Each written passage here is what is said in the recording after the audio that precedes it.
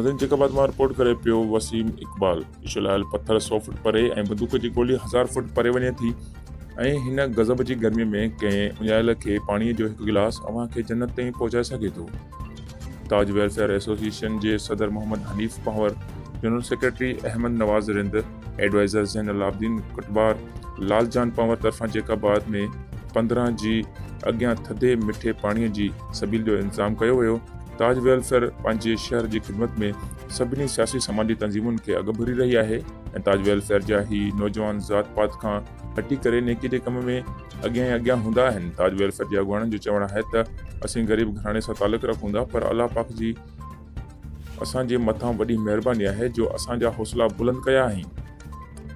पाणी जहिड़ी नेमत दुनिया में ॿी का बि न आहे। दिलि खे ॾाढो सुकून मिलियो जंहिं असांजी हिन अमल ख़ातिर कंहिं पैसे जी उञ लहे थी।